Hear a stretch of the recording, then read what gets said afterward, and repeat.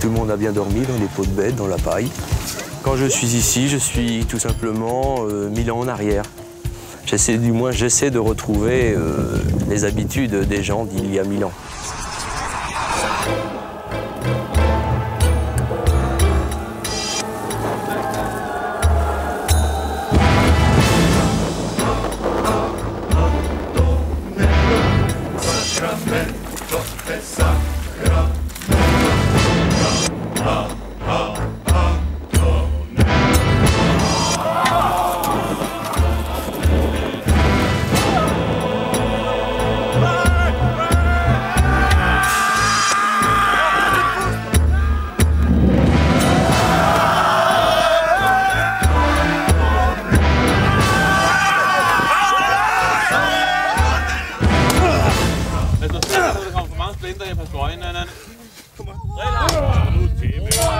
On est à Barneville-Carteret, dans la région de la Normandie, plus précisément dans le Cotentin.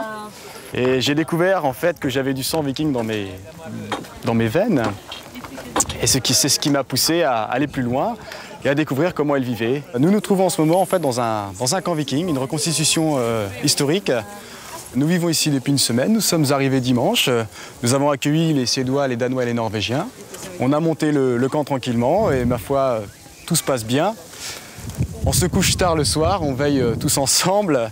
Bon, on est bien clair, on n'est pas des vikings, nous sommes des hommes du XXe siècle, ça c'est évident. On ne peut pas vivre comme ils vivaient parce qu'on n'a pas l'esprit qu'ils avaient à l'époque. Hein. Et puis c'est facile pour nous, on vit que le côté facile. Hein. On a les WC plus loin, on a les douches. Dans la vie de tous les jours, on est habitué à, dès qu'on se lève, à regarder sa montre, à courir parce qu'on va être en retard, etc. Et là, on oublie le temps, on vit avec la nature, on vit en osmose en fait, hein, complètement. Dans l'autre vie, la vie civile, je suis boucher. Je travaille dans une entreprise de salaison, charcuterie. Et ici, je suis Sven, le Normand. Alors vous voyez ici, c'est la tente norvégienne. Donc tout le monde se repose. Tout le monde a bien dormi dans les pots de bête, dans la paille. Quand je suis ici, je suis tout simplement 1000 ans en arrière. J'essaie de retrouver les habitudes des gens d'il y a 1000 ans. Il faut être un peu fou quand même pour passer une semaine comme ça. C'est un petit peu sauvage quoi. Et quand même le micro-ondes, la télé, tout ça, oui. Enfin, c'est du provisoire pour eux, donc c'est... Mais si, le confort, ça manque. Hein. Moi, je me vois pas tous les matins allumer un petit feu comme ils font, là, et chauffer l'eau pour se laver. Alors, voici, c'est ma tente. C'est ici que je dors.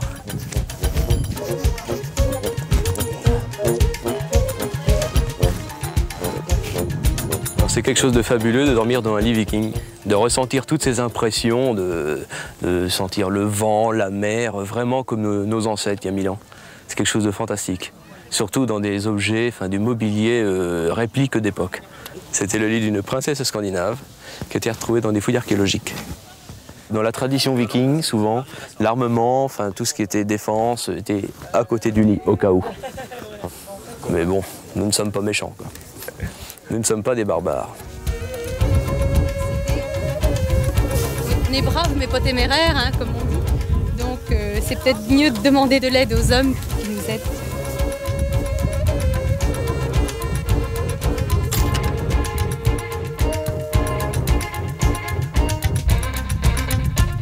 On espère que les prochains bébés, on pourra les nourrir à la corne. C'est certainement la méthode qu'utilisaient les Vikings. Je suppose que c'était dans des cornes comme ça, ouverts à l'extrémité, que c'était fait. Donc bon, moi, on veut essayer de retrouver les mêmes choses et s'en rapprocher le plus possible.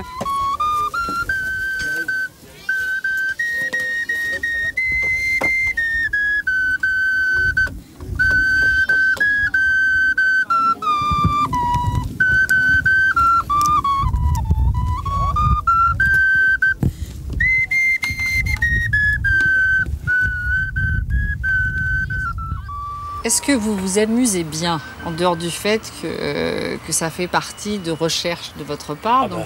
Tout à fait, oui. On est des enfants. Hein. Bon, on a des jouets un peu plus authentiques, mais c'est exactement la même chose que les enfants qui jouent avec des épées en plastique. C'est tout à fait pareil. Hein. Le temps d'une semaine, vous oubliez vraiment à quelle époque vous vivez ou pas? Il y a un temps de transition quand même. Hein. Ouais. Les 2-3 premiers jours, on n'est pas trop dedans. Et puis oui, au bout d'une semaine, oui, on arrive vraiment à être... Il y a des moments où on s'y croit vraiment. Ça se mesure en quelques secondes. Mais il y a des moments où on se dit, tac, j'ai franchi le mur du temps, là. Je suis dans la période viking. Ça dure quelques secondes, quoi. Puis après, bon, ça revient parce qu'il y a des gens qui reviennent, ou il y a un bruit de voiture qui repasse derrière, et bon, tac, ça nous ramène à la réalité. Et je crois qu'en fait, c'est ça qu'on vient chercher. C'est ce petit moment magique qui... Bon, dans la semaine, il y en avait pas mal, je pense. Oui, ouais. Et puis de fraterniser. Est-ce que vous savez dire à quel moment vous avez pu déconnecter tout au cours de cette semaine? Alors moi, le moment, ça a été sur le bateau, parce qu'on a réussi à faire venir des sneakers, en fait des dracars. Hein. Il y avait un bateau qui s'était échoué sur la plage, et il a fallu le ramener à la mer.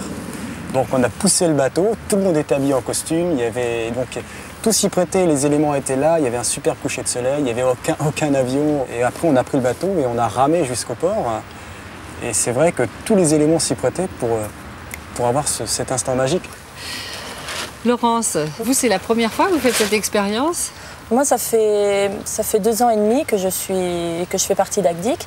Je ne suis pas du tout de la région, je ne suis pas normande, mais je suis passionnée d'histoire et j'apprécie beaucoup le Moyen-Âge parce que c'est une époque à taille humaine où on faisait des choses... Vous êtes professeur d'anglais. Oui. Vous avez entraîné certains de vos élèves avec vous?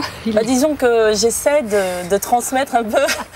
Mais est-ce qu'ils savent que leur professeur d'anglais Certains, oui. J'avais un de mes anciens élèves sur le camp et bon, ça l'a pas trop surpris parce que j'en avais déjà parlé et je leur dis mais pour eux, ça leur montre que je ne suis pas seulement prof d'anglais, transmetteur d'un texte que j'ai lu dans un livre, mais que je vis ce que j'aime. Mon deuxième choix, c'était prof d'histoire, c'est pas pour rien non plus. Alors certains disent ils sont un peu fous, ils n'ont l'air ils ne vous comprennent pas bien. Vous attendiez à des réactions de cette sorte? Ça arrive souvent? Oui, parce que nous-mêmes, moi franchement, quand j'ai découvert ça, je me suis dit, mais qu'est-ce que c'est? Il y a de la manipulation, il y a un gourou. Enfin, bon, je me suis posé des questions, quoi, parce que bon, c'est pas commun. Et en fait, c'est pas du tout ça. On veut faire partager notre savoir. C'est pas quelque chose, c'est pas fermé, c'est pas. Et en fait, vous êtes êtes aperçu que finalement, il y a des gens aussi de tous les milieux et de tous les coins de France et d'Europe qui viennent. Des âges complètement différents, on a vraiment de tout, c'est ça qui est bien aussi. Oui, chez nous, on a bien vraiment des employés que des directeurs, que on a même un scientifique qui fait des thèses nucléaires, donc vous voyez, ça va vraiment loin, quoi. Ça veut dire aussi que vous faites appel au savoir-faire de chacun. Exactement, aussi, oui, c'est cela. Oui. Parce que vous êtes Moi, menuisier. je suis le sculpteur sur bois sur le camp. Et chacun a sa fonction dans le camp. Alors, on fait du troc d'informations et du troc d'objets aussi, suivant ce qu'on sait le mieux faire. Ce qui est marrant, c'est que chacun trouve sa place naturellement. Et c'est une osmose comme ça c'est une harmonie qui est parfaite, quoi. Puisqu'on vous sent tous les trois vraiment épanouis. On a l'impression d'ailleurs que vous êtes toujours comme ça. Ah oui, oui. On se sent très bien comme ça. On était contents de retrouver les costumes parce que la dernière fois c'était en juin. C'était le mois d'août là. Ah oui, là vous avez vibré. Ouais. Vous dites c'est vrai. Vous dites je suis déguisée ou... Non, surtout pas. Non. Surtout pas déguisé costume. C'est un mot qu'on bannit. Il faut savoir que les costumes, chacun fait avec les moyens qu'il a. Toujours archéologiquement vrai, et chacun fait avec les moyens qu'il a. Et donc en fait, Sven a cousu sa tunique à la main, l'a faite avec du lin comme à l'époque, etc. quoi. Alors justement, comment vous fabriquez vous tous les costumes d'après, j'imagine, des dessins? Vous faites beaucoup de recherches? Disons qu'en fait, chacun cherche de son côté, et puis on se retransmet les informations. Donc par exemple, on a découvert un cordonnier qui faisait des chaussures main. On lui a demandé si c'était possible de nous reproduire les chaussures vikings. On a vu les plans et il nous a dit pas de problème. Donc on a pris une commande pour tout le monde et puis voilà quoi, en fait. Chacun vient rajouter sa patte, quoi. On essaye de supprimer l'argent et on procède par le troc. Donc en fait, par exemple en ce moment je travaille sur des têtes de tente et en échange le potier, donc c'est pour le potier, il me fait quelques poteries en échange, quoi. Donc comme ça permet, ça évite de s'investir financièrement et de toucher à son budget personnel. Et ça reste dans le cadre du viking. Est-ce que ça vous coûte très cher? Ah, c'est quand même assez onéreux. Hein, Par exemple, là, les casques que vous tenez, ça j'imagine. C'est des casques qui coûtent entre 1500 et 2000 francs. Donc en fait, nous, ce qu'on fait directement, c'est qu'on les commande à des forgerons. Par piston, en fait, on les connaît bien. Donc, Qu'est-ce que vous ressentez lorsque vous courez épée à la main et que vous affrontez dans des batailles navales? On prend un pied pas possible. Non, alors en fait, les combats, si vous voulez, il y a des règles bien sûr bien établies. Oui, c'est du spectacle, c'est du combat de spectacle, c'est de l'escrime de spectacle. Donc si vous voulez, quand on porte un coup, on sait exactement ce que l'autre va faire. Donc il n'y a aucun danger. Mais ça veut dire que vous, par exemple, vous prenez des cours tout au long de l'année? Ah non, on prend des cours entre nous en fait. On a eu aussi des conseils d'un maître d'armes spécialisé en médiéval. Il pourrait y avoir un accident, non? Non, parce qu'il ne faut pas se tromper. Ça peut arriver. C'est vrai que ça peut arriver, mais c'est relativement...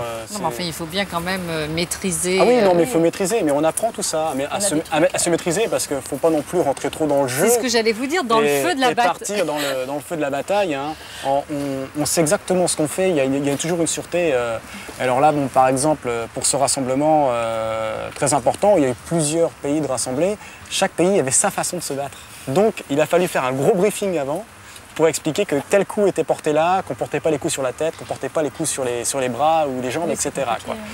Et donc c'est une sacrée confiance les uns dans les autres. Exactement, tout à fait. Mais en général, pour beaucoup plus de sécurité, on a déjà un partenaire. Et c'est toujours le même partenaire qu'on prend. Comme ça, on se connaît bien. Vous faites la guerre toujours à deux. Oui, c'est ça. Oui, bien sûr, c'est une fausse guerre. Mais en fait, vous exorcisez plein de choses, j'imagine. Ah, exactement, c'est un défouloir complètement. Moi, j'aime bien me battre aussi.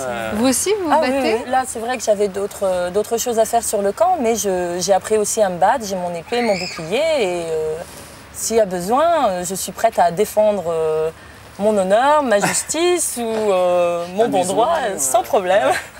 Mais les femmes vikings savaient se battre aussi, hein, parce que quand les hommes partaient en expédition, donc les femmes gardaient le camp, gardaient leur maison, les enfants. Qu'est-ce que vous avez ressenti, vous, lors de votre premier combat?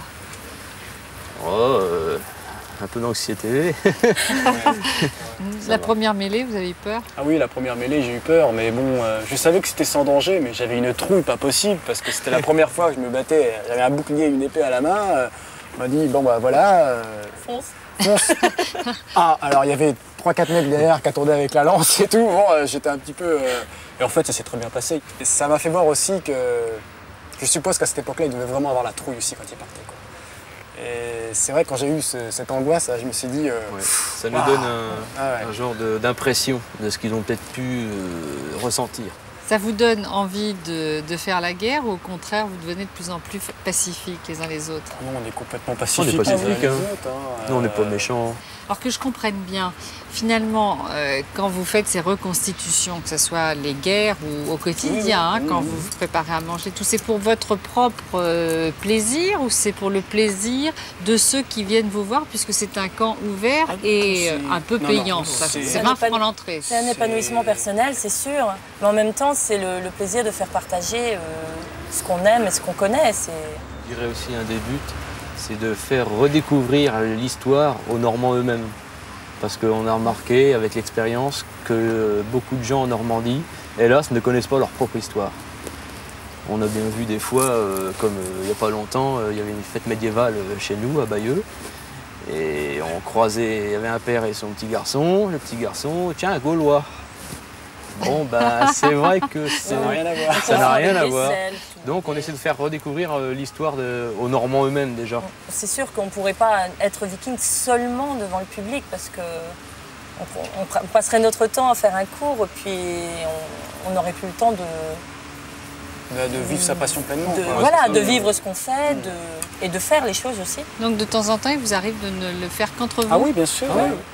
Est-ce que vous aimeriez vivre en permanence? Non. Comme vous êtes habillé, comme vous vivez là en ce moment? Il nous manquerait sûrement des choses.